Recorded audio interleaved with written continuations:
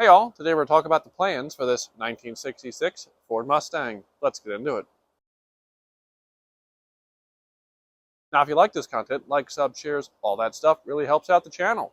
So what are we talking about today? So this is my 1966 Ford Mustang with a 289 in Tahoe turquoise. And it needs some work, it's some improvements to be made, but I'm going to go over the whole car. And I kind of gave a once over in the last video talking about, how the car is in its current state. Now I'm going to talk about what the hopes and dreams are, basically, of what we hope to do to this car to make it how we want it. So let's start with the front. So the big thing in the front is these headlights. They work, but they're not that good. We want to replace them with a much brighter set of bulb. We're pretty sure these are basically the original style headlights because they're very dull. So we want to replace them with a new LED bulb. We're probably only going to do the headlights because the turn signal and tail lights are pretty good. We just really want to upgrade the headlights to something that's a little bit safer but still looks classic. We're not going to do any weird ring or anything like that. It's literally just going to be, looks like this, but much brighter LED. As far as the grille here and everything, actually the chrome on this car is in pretty good shape. We might redo or replace the bumper because there is a couple sections where the chrome is flaking off. We're debating, and this is kind of a back and forth where we're at right now, and put down below what you think we should do. But so this car, and I'll open the hood here and show, this car is a factory AC, factory power steering car. At least we're pretty sure. So we're debating on whether or not to bring it back more original or kind of make it, our own. If we decide to leave it original, it'll stay like this. But if we decide to make it our own, we're thinking of doing the fog lamp grille here, which will have the two little fog lamps around the corral. And that'll be kind of a neat look.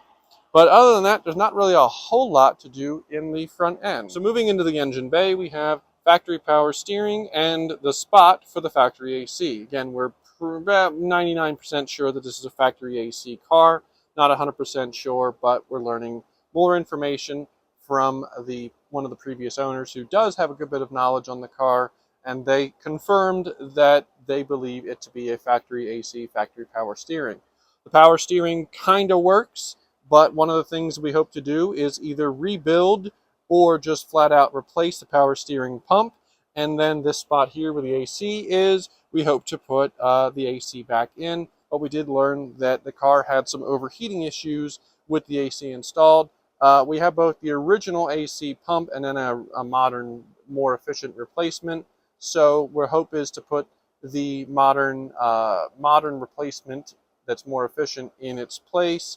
After we can figure out, maybe an electric fan or something to keep the motor cool while the AC is running. One of the other things we're looking at doing is ditching the chrome valve covers and the Edelbrock air cleaner. So another piece of information I have, and I know in the last video I said this is a factory 289, we have reason to now believe there's a possibility this is a 302. And that's a definite possibility because the 302, 289 parts, there was a lot of them that were compatible with each other. So once we nail down exactly what it is, we want to bring the motor back to looking more like it would have coming out of the factory, putting the probably Ford blue valve covers back on and then getting the air cleaner and then, maybe getting the appropriate 302 sticker on there. Also, we plan to put a Monte Carlo bar in to kind of stiffen it up. And then finally, the big thing is we're going to have to reseal the motor. We know the rear main seal leaks, so that's probably the original rope seal, which we actually learned that kind of an entertaining piece of information, that the rear main seal's been leaking through pretty much the original owner all the way up to us. So it's just been a very slow, annoying leak that no one wanted to deal with, so we're hoping to deal with that, as well as any other seals that need to be redone. But honestly, that's about it for the engine bay. Again, kind of freshen up the motor and give it a more factory look, ditch the chrome and, just make it look a little bit nicer. Moving to the side here, another thing we're hoping to do is ditch these wheels. So this is, as far as we can tell, at least I can tell, a Magnum 500 wheel by Scott Drake. And it's a perfectly good wheel, and you saw them on later, like 68, 69, and I think maybe a little bit after that Mustangs, but it's not quite appropriate for this 66. So We're hoping to get the original chrome steel styled. I forget what exactly they called it, but it was the kind of like the fancy wheel for 66. Really nice iconic wheel. We're hoping to get a set of them to put on the car, give it that more iconic 1966 look. Finally, we come to our antenna. So we're pretty sure this is kind of like a Falcon antenna base right here. The hole here is a little bit bigger than I think it should be, so maybe that's why they put this bigger base on to kind of cover that up. But the antenna is not really hooked up because radio stations don't really come in. So something that would be, something we'd want to work on is replacing or repairing whatever needs to be fixed with the radio. Everyone believes that the vinyl top was an original option on the car, so the plans of taking it off are kind of go out the window, and we're probably just going to leave it on. But something that will happen as far as the paint is concerned is the paint's starting to show a little bit of an age. It's definitely going to be time for a refresh in a couple years. We're going to bring it back to its original ivy green, which is a really nice dark metallic green. We're able to confirm that the car is in fact currently in Tahoe turquoise, which was a factory color, but not its factory color. So we're going to enjoy it with this color for a little while, and then down the road, probably look at respraying it in its original color. Now the interior, mind the mess, is probably going to get the least amount of attention.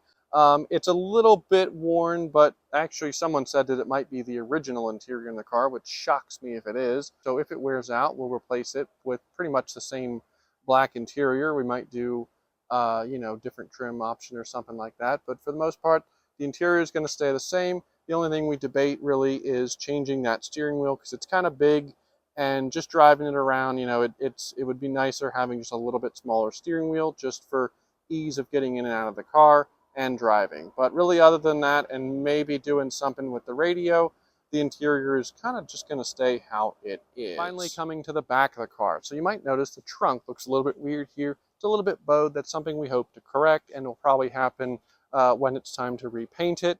As far as the rest of the back, there's really not a whole lot to do. We do want to repair this gas cap.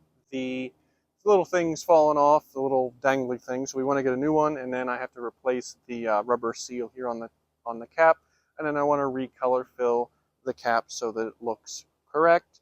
Also, we're debating giving it the GT style bumper. The car right now only has a single exhaust, so we're hoping in a little bit of time we're going to give it a nicer dual exhaust, give it a little bit more of a rumble. Not crazy because it's only a little 66 Mustang. It doesn't need to wake the neighbors down the street, but just something that'll give it a little bit more of a deeper sound.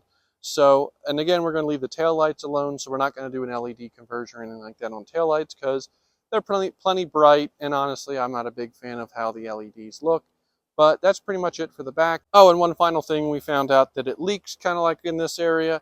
So it leaks into the trunk, so we're going to kind of repair that with caulk or something so that it stops leaking into the trunk. It's a very minor leak, but definitely something to get fixed. All right, so that's pretty much our plans for the car. I'm sure I missed a few things. I know the one major thing I forgot to mention is we're going to install the rear firewall for the rear seat because there's basically nothing between you and the gas tank, so God forbid there's an accident.